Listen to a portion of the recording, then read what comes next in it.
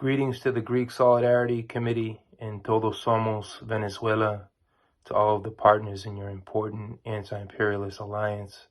This is Professor Danny Shaw. I'm in the Bronx, New York. I just returned from Caracas yesterday.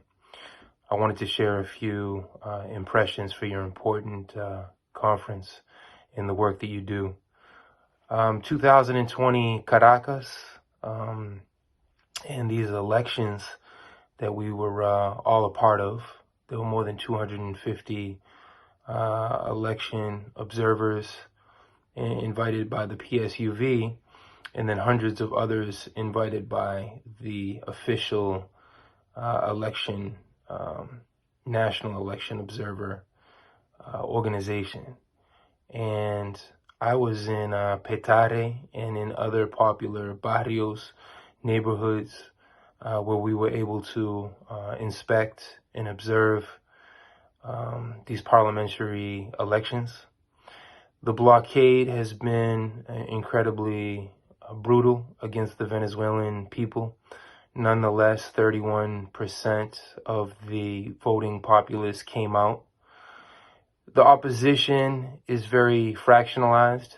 You have the more moderate opposition versus the U.S.-sponsored right-wing Guaido spearheaded opposition, which calls for everyday stricter and crueler economic war on the people. How does this economic war affect everyday people? It doesn't affect the elites, the economic elites. There's still a oligarchy that works very closely with imperialism intact in Caracas. It's the everyday people that are the most affected.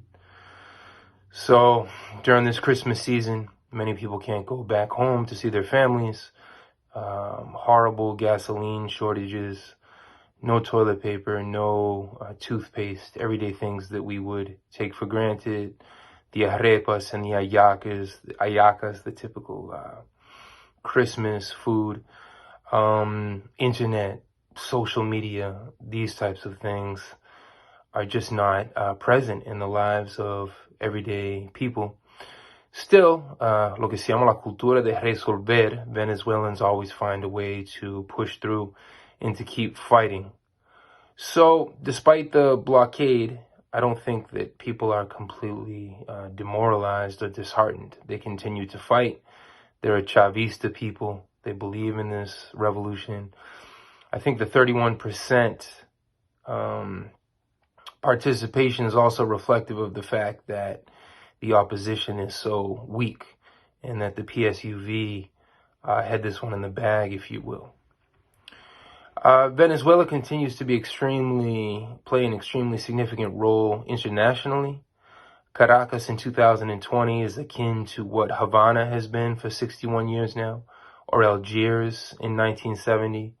It's a revolutionary epicenter of activity and third world unity, internationalist unity.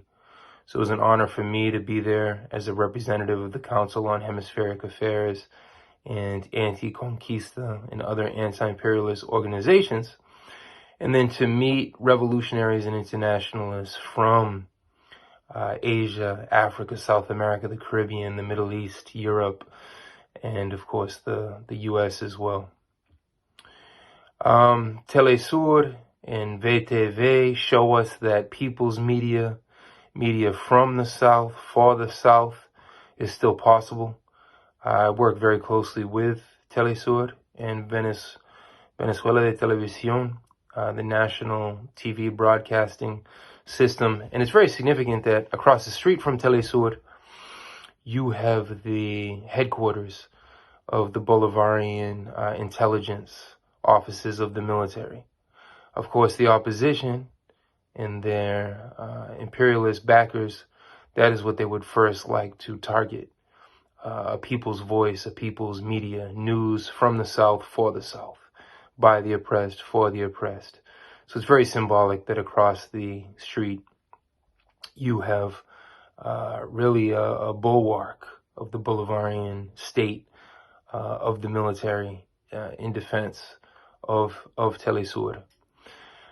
We saw tragically this week 28 Venezuelans, 28 and counting, died, drowned, fleeing to Trinidad and Tobago. Another testament to how cruel the U.S. Full blockade, airtight blockade is, a diplomatic blockade, a military blockade, an economic blockade, and a military blockade. And I think we have to contextualize this tragedy, just like we contextualize the tragedy of migrants fleeing neocolonialism in AFRICOM, in Africa, the bombing and recolonization of Libya, of Syria, the ongoing U.S. occupation of Afghanistan. Likewise, we should contextualize the 5 million Venezuelans who've been forced to flee as a result of these stiff U.S. sanctions.